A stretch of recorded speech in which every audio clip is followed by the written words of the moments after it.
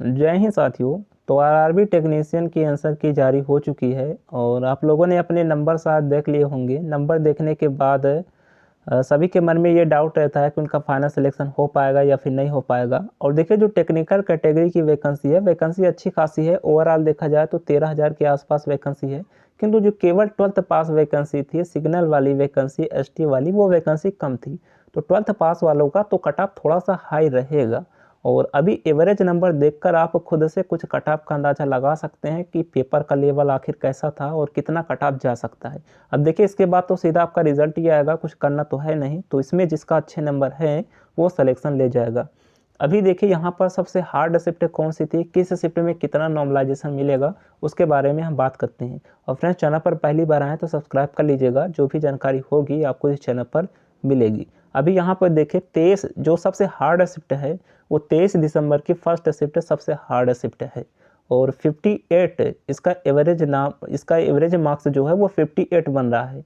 और अगर आप देखेंगे, सबसे इजी शिफ्ट जो है वो 24 दिसंबर की थर्ड शिफ्ट सबसे इजी शिफ्ट है। इसका जो एवरेज नंबर बन रहा है वो 64 बन रहा है। तो इस नंबर में, अर्थात इस शिफ्ट में कोई भी नॉर्मलाइजेशन नहीं मिलेगा। ये बेस शिफ्ट होगी, इसी के बेस पर सभी को नॉर्मलाइजेशन मिलेगा। तो अगर आपका इस शिफ्ट में है तो आपको नॉर्मलाइजेशन नहीं मिलेगा। 24 दिसंबर की थर्ड शिफ्ट वालों का घटेंगे नहीं, 1-2 नंबर हो सकता है मिल जाए, बाकी ना के बराबर मिलेगा, क्योंकि बेस शिफ्ट यही है। और अगर आपका इस शिफ्ट में एग्जाम था, 23 दिसंबर की फर्स्ट शिफ्ट में जिसका भी एग्जाम था, उसका शिफ्ट सबसे हार्ड है, उसको जो है इसके बराबर नंबर मिलेगा। जैसे इसका एवरेज 64 है, इसका एवरेज जो है वो 58 है, तो इसको कम से कम 6 नंबर का नॉर्मलाइजेशन मिलेगा। जो सबसे बेस शिफ्ट है उसके बराबर नंबर मिलते हैं। और अगर आपका इन शिफ्ट में है, जैसे अगर आपका इस शिफ्ट में है, इसका एवरेज नंबर 59 है, और जो सबसे इजी शिफ्ट है उसका एवरेज जो है वो 64 है, तो इस शिफ्ट को 5 नंबर मिलेगा। इसके बराबर करते हैं, जो भी बेस शिफ्ट होता है उसी के बराबर करते हैं। अब यहाँ पर देखिए, अगर आपका 27 में था, इसका एवरेज 60 है, तो आपको 4 नंबर मिलेगा। और जैसे 28 में इस शिफ्ट के था तो इसका 61 है, तो इसमें 3 नंबर का नॉर्मलाइजेशन मिलेगा। तो इसी तरीके से नॉर्मलाइजेशन मिलता है। आप देख लीजिए कि आपका शिफ्ट किस क्रम में है, कौन सा आपका हार्ड है या फिर आपका इजी शिफ्ट है। और यहाँ पर ये जो क्रम लगाया गया है वो हार्ड से इजी, अर्थात सबसे हार्ड ये है, फिर ये है, फिर ये है, और सबसे इजी ये है, फिर ये है। तो ये आपको पूरा मैं टेलीग्राम पर दे दूंगा, आप लोग टेलीग्राम को ज्वाइन कर लीजिएगा, ये नंबर आपको मिल जाएगा। अब बात करते हैं कट ऑफ के बारे में कि कट ऑफ कितना जा सकता है। देखिए फ्रेंड्स, कट ऑफ पे बिल्कुल सटीक कट ऑफ आपको कोई नहीं बता सकता।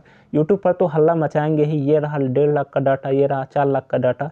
ऐसा कुछ नहीं है, क्योंकि कट ऑफ बताना बहुत ही डिफिकल्ट काम है। आप खुद सोचिए कि किसके पास जो है वो जोन वाइज डाटा होगा। अभी तो किसी को यही नहीं पता कि किस जोन में कितने फॉर्म भरे हैं, तो आपको कट ऑफ कहाँ से बता देंगे कि किस जोन में कितना जाएगा। अभी देखना यूट्यूब पर पूरे आपको लेके आएंगे, जोन वाइज भी बताएंगे, कैटेगरी वाइज भी बताएंगे, प्लस पोस्ट वाइज भी बताएंगे कि इस पोस्ट का इतना जाएगा। किंतु हाँ, मैं ये जानता हूँ कि जितना एवरेज नंबर बैठ रहा है उससे ज़्यादा ही कट ऑफ जाएगा। कम से कम अगर एवरेज जो है वो 64 बैठ रहा है, अब देखिए इसी में जो है 12th पास वाले भी होंगे, तो वो एवरेज बढ़ा दिए होंगे, वो अलग बात है, क्योंकि उनका तो शायद 70 पर भी सिलेक्शन ना हो। बाकी जो टेक्निकल वाले हैं उनका तो सिलेक्शन होना ही है। तो कम से कम एवरेज से ज़्यादा तो आपका नंबर होना ही चाहिए, भले आपको अच्छा लगे या फिर बुरा लगे, क्योंकि जिसके नंबर आ जाते हैं कट ऑफ में उसे अच्छा लगता है।